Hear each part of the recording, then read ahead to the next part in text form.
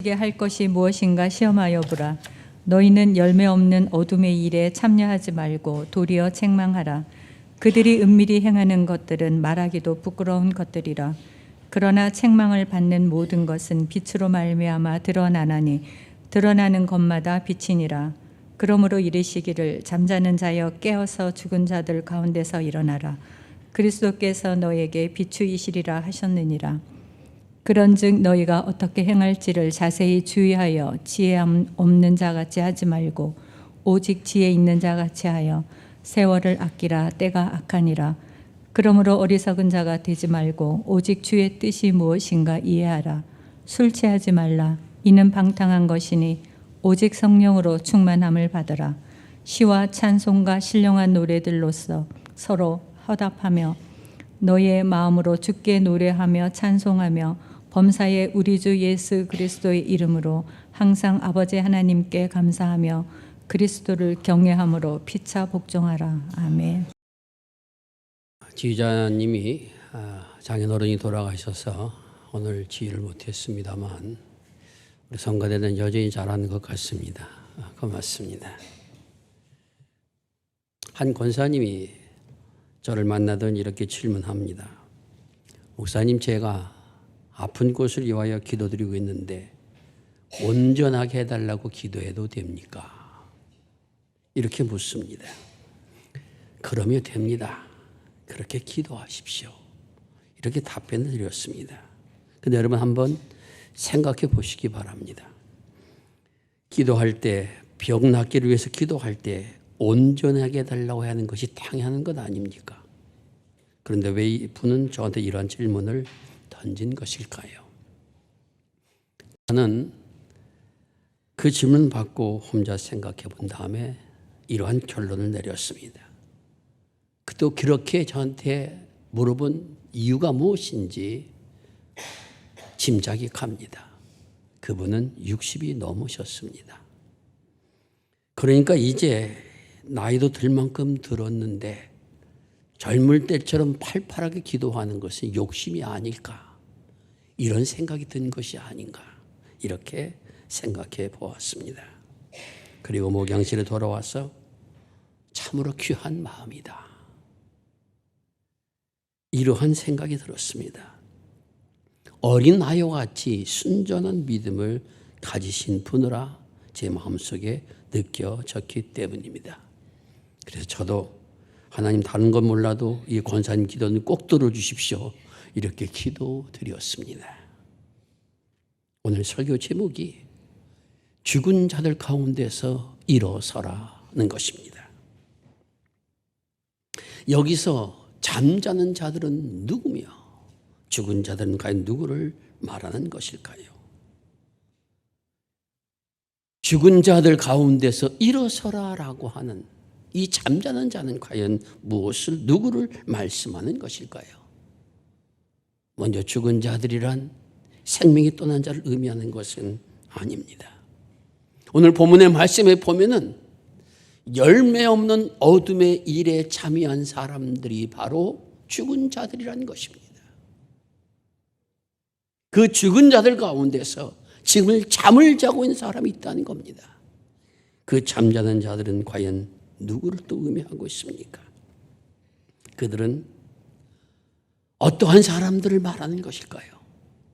우리말 국어사전에 잠자다라는 의미를 세 가지로 설명하고 있습니다. 첫째는 문자 그대로 잠을 자는 사람이다.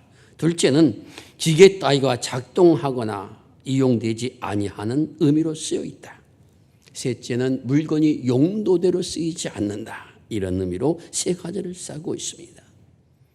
그러므로 본문 말씀에서 잠자는 자라고 하는 것은 두 번째와 세 번째, 이것을 가르친다고 생각합니다. 그렇다면 여기서 말하는 잠자는 자란 명목상의 그리스도인들을 가르치고 있습니다. 하나님 앞에 나와서 예배드리고 또한 주의를 지키기도 하지만은, 그러나 실생활 속에서는 하나님의 말씀과는 무관하게 살아가면서도 거기에 대해서 전혀 생각지 아니하는 이러한 명목상의 그리스도인들을 가르쳐서 잠자는 자들이라 이렇게 표현하고 있습니다. 이 말씀 속엔 당시 에베소 교회 상황을 잘 알고 있는 바울 사도의 아픈 마음이 담겨 있습니다.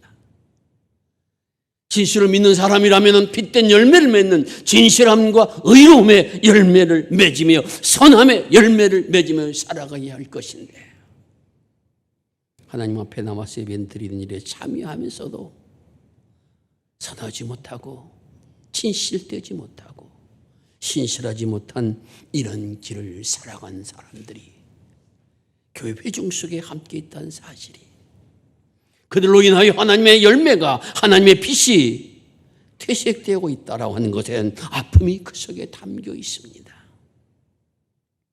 바울사도는 그래서 강하게 이야기한 겁니다.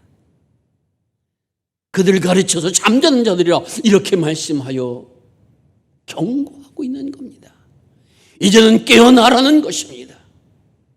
이방 세계 속에, 믿지 않는 세계 속에 그리스도인들은 이렇게 살아가는 사람들이라 하는 것을 보여드릴 수 있는, 드러내는 그러한 생을 살아가라. 어둠의 인에 빠져서 어둠의 열매를 맺고 있는 사람들 속에 그런 것을 통해서 빛으로 드러나야 그들이 죽음의 자리에서 빛의 자리로 돌아오지 않겠냐. 너희들이 잠을 자고 있으면 저들은 전혀 돌아올 수 없다라고 하는 바울 사도의 강한 마음이 그 속에 담겨 있는 것입니다. 문제는 어떻게 오늘 우리들이 빛의 열매를 맺을 수 있는 생을 살아갈 수 있겠는가 하는 것입니다.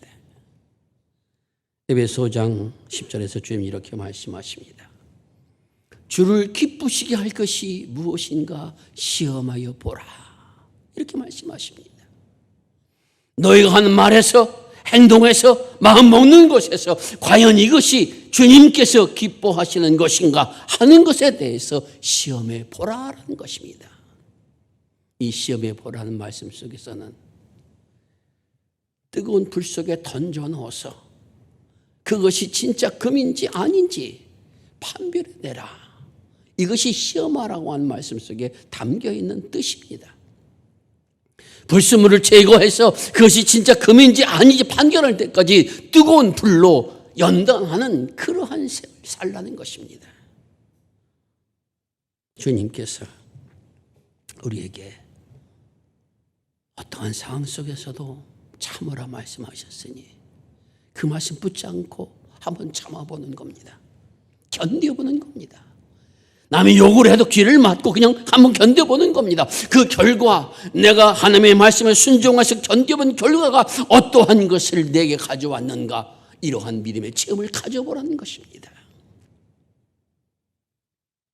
용서하라 말씀하셨으니 내가 결코 넌 용서하지 못하겠다라고 할 수밖에 없는 그런 억울함을 당한다 할지라도 주님 그렇게 말씀하셨으니 나도 한번 해보겠습니다. 또 이제 발걸음이 한번 가보겠습니다. 그리고 그 말씀대로 살았을 때 그 삶을 통해서 내게 어떠한 일이 주어졌는가 하는 것을 깨달아 보라는 겁니다. 이것이 바로 시험한다라는 말씀입니다. 주님께서는 여러 가지 말씀을 명령해 주고 계십니다. 이 말씀 속에서 내게 실처럼 살아가는 것이 그리스도인들이 할 일인 것이며, 물론 거기서 완벽하게 해낼 수 있는 사람은 아무도 없을 것입니다. 하지만 그래도 하다 보면 또 하다 보면 언젠가는 걷고 뛸 수 있는 자리에 서는 그러한 어른이 되는 것처럼 우리의 믿음도 그런 자리에 설 수 있다는 것입니다. 그러므로 훈련을 거듭해 나아가라.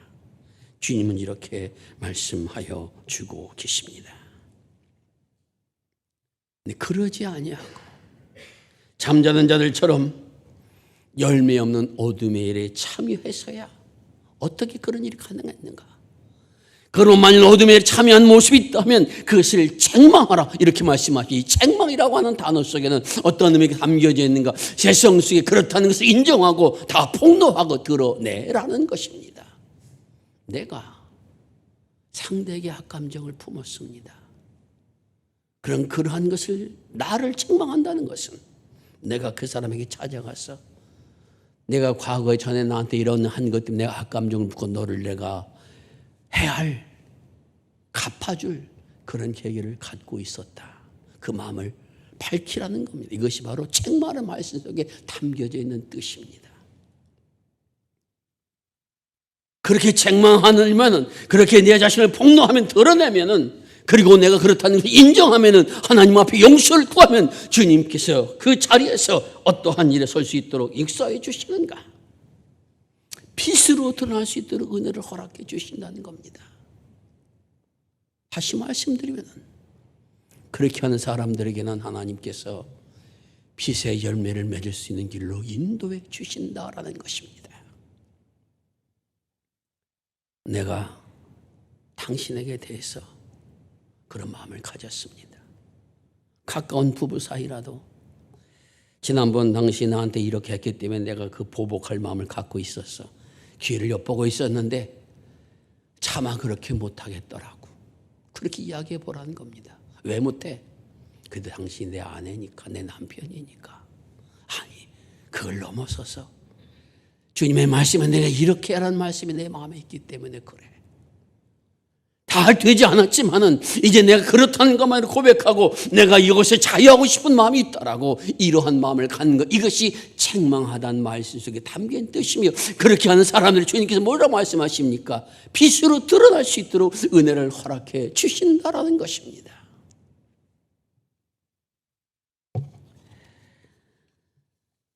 빛의 자녀로 열매를 맺을 수 있는 길이라는 것은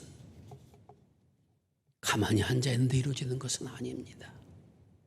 내 자신이 말씀에 따라서 그 말씀 앞에 나를 들여보고, 그 말씀이 진정 내게 힘이 되고 능력이 되고 내게 은혜가 되었으며 내게 참 큰 힘이 되었으며 경험하는 그런 경험들이 쌓이고 쌓일 때는 이제 어떤 경우에도 주의 말씀에 순종한 사람으로 갈 수 있는 이러한 길이 주어진다라는 것입니다. 두 번째로, 잠자는 자리에 깨기 위해서는 15절에 자신의 행위를 살핀 사람이 되라고 주님 이렇게 말씀하십니다. 그러므로 너희가 어떻게 행할지를 자세히 주의하여 지혜 없는 자가 같이 하지 말고 지혜자처럼 행하라, 이렇게 말씀하십니다.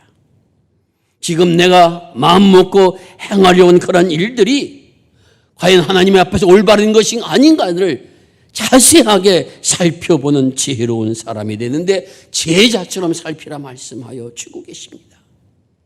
지혜자처럼 살피라고 하는 것은 어떤 것을 의미하는가? 여러분 자녀가 공부하는 잘하는 자녀가 되기를 바라는 마음들은 누구나 부모에게 있을 것입니다. 그럼 그 자녀가 공부를 잘할 수 있느냐 할 수 없느냐, 한 가지 방법을 알려드리겠습니다. 그 자녀가 시험을 보고 왔을 때 틀린 것에 많이 관심을 가지고 있어서 그것을 오답 노트를 만드는 자녀는 공부 잘할 수 있는 가능성이 높은 자녀입니다. 그런데 오답 노트는 관계없고 자신 잘 본 것만 늘 보는 자녀는 공부 못할 가능성이 높은 자녀입니다. 믿음도 좋은 믿음으로 자라기 위해서는 내가 부족한 것이 무엇인가를 살필 줄 아는 이러한 지혜자가 되어야 된다라는 것입니다. 잘못해놓고 나서 사람은 다 그럴 수 있어. 인간은 약한 존재야. 나도 그 상황에서는 어쩔 수 없었어. 이렇게 변명을 일삼는 쪽으로 나아가다 보면은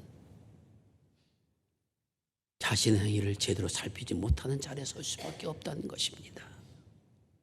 나의 말이, 나의 한마디 행동이 과연 하나님께서 원하시는 것인가 하는 것을 자세히 살펴서 그릇된 것으로 여겨졌을 때는 아니요! 라고 대답할 수 있는 용기와 믿음이 있어야 된다는 것입니다. 친구가 좋지 못한 일을 하자고 깨었을 때 생각으로 압니다. 근데 그 친구가 떨어지기 쉽지 않습니다. 어떻게 보면 또 돈을 벌 것도 같습니다. 그러니까 한번 생각해 보지, 이렇게 마음 먹지 말라는 겁니다. 그 순간 이것은 분명히 내가 믿음의 사람으로서 해야 될 것이 아니다 라고 판단될 때는 내가 거기서 아니요 라고 대답할 수 있는 이런 사람이 바로 지혜로운 사람이라고 하는 것입니다. 사람은 처음부터 가려고 계획한 사람은 없습니다. 조그마한 악이 들어오다 보면은 나중엔 감정이 무디어지고 불의에 무디어지고 그리고는 어둠의 일에 자비하는 것이 당연시되는 그러한 삶이 단다는 것입니다. 자신의 생애를 살피는 사람은 비록 그 순간 다 변화되지 않는다 할지라도 저간 내가 이렇다는 것을 아는 그 순간이 바로 변화받을 수 있는 길로 가는 그러한 순간이라는 겁니다. 내가 마음을 악하게 먹었구나, 내가 생각을 잘못했구나, 내가 판단을 잘못했구나 하는 이런 깨달음을 갖는 이것이 바로 제자처럼 자신을 살필 줄 아는 사람. 이렇게 되어야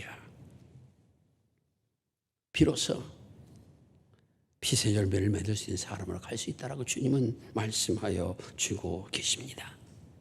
세 번째는 16절에 이렇게 말씀하십니다. 세월을 아끼라는 것입니다. 때가 악하니 세월을 아끼라. 이 악하다는 말 속에는 세상이 음란하니 이러한 의미도 담겨 있습니다. 그러니 시간을 아끼라. 시간을 아낀다는 것은 시간의 모험, 내가 할 수 있는 시간을 더 많이 한다 이런 의미스러운 게 지금 때가 있음을 알라라는 것입니다. 지금은 이때에 내가 무엇을 할 것인 걸 알고 그대로 실행하는 사람이 되라는 것입니다. 아마 여러분들도 연세가 드시고 나서는 그런 거 많이 경험하실 겁니다. 내가 좀 더 젊었을 때 그 일을 했더라면 지금처럼 10번 봐도 기억도 나지 않는 이럴 때 하려고 했었는 것보단 더 좋지 않았을까. 이런 생각을 누구나 한번 해볼 것입니다. 때를 아낀다는 것이 바로 그것입니다. 그것은 지금 내 나이 어떠하든지 지금 내 나이대에서 내 지금 시간 속에서 내가 할 수 있는 능력 안에서 내게 주어진 그런 은혜 안에서 내가 있는 그런 탤런트 안에서 그것을 수장해 두는 어리석은 자는 되지 말라는 것입니다. 일할 수 있음에도 불구하고 오늘은 비가 올 것이니 논에 나갈 필요 없다. 이런 사람이 때를 아끼지 못하는 사람입니다. 농부가 되었으면 비가 오지 않아도 언젠가 비가 올 것이니 나는 내 밭을 갈아야 되겠다고 그 땡볕 아래서도 밭을 가는 사람, 그것을 더운 가리라고 말합니다. 언젠가 비가 왔을 때 그때 나와서 밭을 갈고 심는 어리석은 자가 아니라 미리 갈아놓기 때문에 빨리 심어서 그 식물을 살 수 있는 이러한 것이 바로 때를 아낀다라는 말씀이 가진 의미인 것입니다. 지금 내가 주어져 있는 나의 상황 속에서, 나의 조건 속에서, 나의 능력 안에서 내가 지금 무엇을 하는 사람인가? 그저 시간을 흘러보낸 사람인가? 아니면 이때 내 중요한 일을 하는 사람인가? 하는 것을 살펴주라는 이러한 믿음의 사람이 되라라는 것입니다. 네 번째는 17절에 주의 뜻을 분별한 사람이 되라고 말씀하십니다. 그러면 어리석은 자가 되지 말고 오직 주의 뜻이 무엇인가 이해하라. 이해하라는 말씀 속에는 분별하라는 것입니다. 어리석다는 말씀은 지각이 없고 분별이 없고 숙고하지 않는다는 의미가 있습니다. 내가 하는 말과 내가 하는 행동과 그것이 과연 하나님께서 원하시는 것인가 아닌가, 이런 것을 분별해 알 수 있는, 구별할 줄 아는 생을 살라고 말씀하여 주고 계십니다. 그렇게 하기 위해서는 술 취하지 말라 이렇게 말씀하십니다. 그리고 성령 충만함을 받으라 말씀하여 주고 계십니다. 술 취하지 말라는 건 단순히 술을 먹지 말라 이런 의미만이 아닙니다. 어떤 것에 취해서 그릇된 행동을 하지 말라는 말씀이 그 술 취하지 말 속에 다 담겨 있습니다. 제가 어떤 부흥 강사한테 들은 이야기입니다만, 술 취한 사람과 성령 충만한 사람의 같은 점이 있고 다른 점이 있다고 합니다. 먼저 같은 점은 일정한 기운에 사로잡힌다는 겁니다. 술 취한 사람은 술 기운에 사로잡히고, 그리고 성령 충만한 사람은 성령의 기운에 사로잡힌다라는 것입니다. 두 번째는 같은 점은 자기 뜻대로 되지 않는다는 겁니다. 술 취한 사람은 자기 뜻대로 되지 않습니다. 삐뚤삐뚤 걸으면서도 난 똑바로 걷고 있다고 생각합니다. 성령 충만한 사람도 자기의 뜻대로 되지 않습니다. 성령께서 바울 사도를 사로잡았을 때 자기가 가려던 길을, 아시아 길을 버리고 유럽으로 강행했던 이야기가 나옵니다. 스데반은 하나님 앞에 성령 충만했을 때 죽음에서도 웃을 수 있는 그러한 모습을 우리에게 보여주었습니다. 세 번째는 이 같은 점인데 또 무엇이 같은가 했더니 기분파가 된다는 겁니다. 술 취한 사람은 주머니에서 돈을 꺼내가지고 나중엔 어쩔지 모르지만 다 퍼준다는 겁니다. 성령 충만한 사람도 자신의 생명까지 하나님 앞에 드릴 수 있는 사람이 된다는 것입니다. 결정적인 차이는 어디에 있습니까? 술 취한 사람은 패망의 길로 가지만은 성령 충만한 사람은 은혜의 길로 나아간다라는 것입니다. 어떤 기운에 사로잡히느냐, 이것이 우리의 일생을 좌우한다라고 하는 것을 우리에게 말씀하여 주고 계십니다. 문제는 이러한 길을 걷고자 하지만은 오늘 우리들이 제대로 그 길을 걸 수 없다는 것입니다. 어떻게 그 길을 걸어갈 수 있겠는가? 여러분, 그리스도를 믿은 다음에 나는 내 마음대로 살겠습니다라고 생각해 본 적이 있습니까? 그렇지 않을 겁니다. 그저 말씀 앞에 살아보려고 노력을 하고 하나님의 은혜를 사모하며 살아가려고 노력을 하고 시간 내서 기도해보고 기도해서 말씀도 듣고 이렇게 노력하며 살아온 줄로 믿습니다.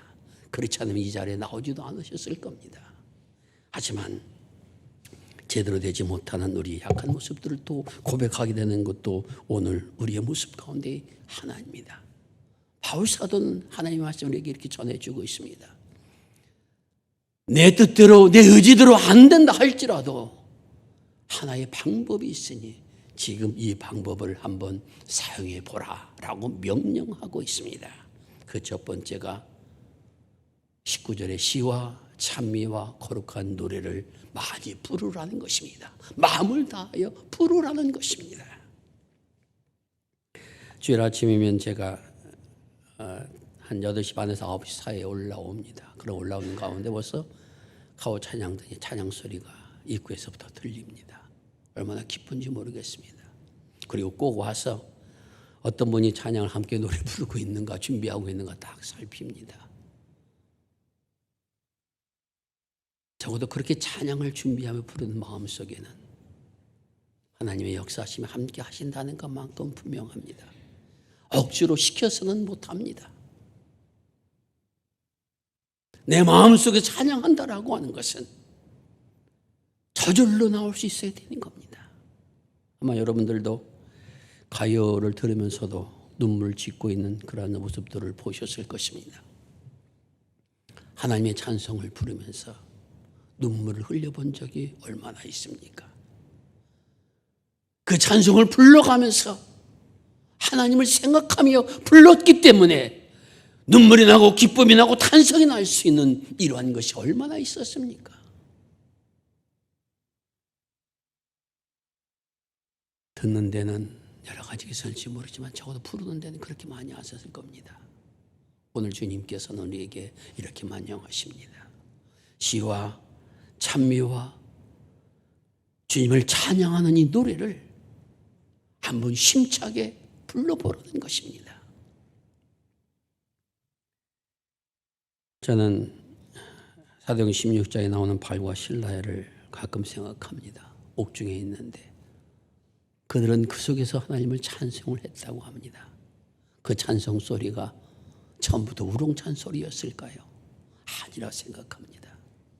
처음에는 그래도 한번 불러보자. 그래가지고 불렀을 것입니다. 나의 생명 되신 주를 불렀는지 나의 갈 길 당하도록 불렀는지 어떤 거 불렀는지 모르지만 가장 자신이 은혜받은 찬송을 불렀을 것입니다. 부르는 가운데 성령께서 그의 마음을 움직이십니다. 강하게 하십니다. 담대하게 하십니다. 고통을 물러가게 하십니다. 슬픔을 사라지게 하십니다. 그리고 나서 불렀던 그 노래는 온 감옥이 울릴 만큼 큰 소리였다라고 성경은 전하고 있습니다. 이러한 믿음의 경험들이 저와 여러분의 삶 속에서도 크게 일어날 수 있기를 바랍니다. 이 제단은 새로 고친 다음에 방음이 그래도 잘 되어 있습니다. 한번 찾아와서 나도 한번 목청껏 한번 불러보겠다. 피아노가 부서져라고 한번 쳐보겠다. 우리 장경희 집사님이 피아노 칠 때 보면 아주 힘있게 칩니다. 난 그 손가락도 그렇게 작은데 어떻게 이렇게 힘이 나는지 모르겠습니다. 그렇게 한번 불러보시기 바랍니다. 평일에도 이 제단은 피아노 열려 있습니다. 못 쳐도 관계없습니다. 하나님 앞에 마음으로 부르는 이것이 우리를 성령 충만으로 인도해 주시리라 믿습니다. 그 다음에는 감사하는 자가 되라는 것입니다. 이 감사하는 자가 되라는 이 말씀 속에서는 그리스도의 이름으로 감사하는 자가 되라, 이렇게 앞에 조건이 달려 있습니다. 무엇을 의미하고 있습니까? 그리스도의 이름으로 감사한다라고 하는 그 말이 가진 뜻은 내가 좋지 않은 상황에 처했든 좋은 상황에 처했든 병이 들었든 건강하든 하나님 앞에 감사하는 자가 되라. 이것이 바로 그리스도의 이름으로 감사하는 자가 되라는 뜻입니다. 믿음의 성도의 삶 속에서 하나님 앞에 감사하는 마음을 가질 때 주님 감사합니다. 힘들어도 고통 속에서도 감사합니다. 그것이 입술의 고백이 되어져서 하나님 앞에 알려질 때 성령의 역사가 임할 것이라고 주님은 우리에게 분명히 말씀하여 주고 계십니다. 어떻게 성령 충만을 받습니까? 그 세 번째는 그리스도를 경외함으로 서로 복종하라 하는 것입니다. 이 복종하라는 단어 속에는 당신이 나보다 높은 자리에 있습니다라는 겁니다. 쉽게 말하면은 그 사람을 높여주는 자가 되라는 겁니다. 나를 깔아보는 그런 깔아보는 자리에 서는 것이 아니라 당신을 높여주는 이러한 사람, 존경해주고 이해해주고 받아주는 사람이 되라. 이 말씀이 바로 그리스도를 경외함으로 복종하는 사람이 되라는 겁니다. 예수께서 하늘의 보좌를 버리시고 이 땅에 내려오셔서 우리를 사랑하셨듯이 그 사랑의 깊이를 가지고 믿음의 성도를 서로 돌볼 수 있는 사람이 되라는 겁니다. 에베소 교회 안에는 세상 정신이 높은 사람도 낮은 사람도 들어와 있습니다. 주인과 종이 함께 예배 자리에 앉아 있습니다. 아무리 교회에서 모든 사람은 하나님 앞에 평등하다 할지라도 그렇게 쉬운 것은 아닙니다.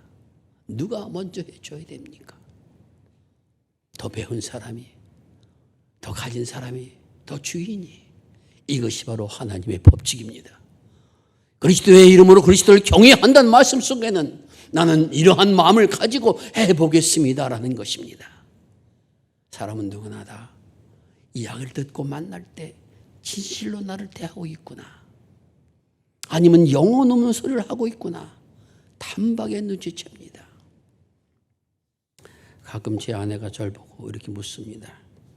여보 나 이뻐? 아 이뻐. 그러면 그 괜히 영혼 없는 소리 하지 말라고 그럽니다. 단박에 알아요. 그리스도를 경외함으로 복종해 나간 이런 삶도 마음을 다하여 남을 높여줄 수 있는 마음을 가지라는 겁니다.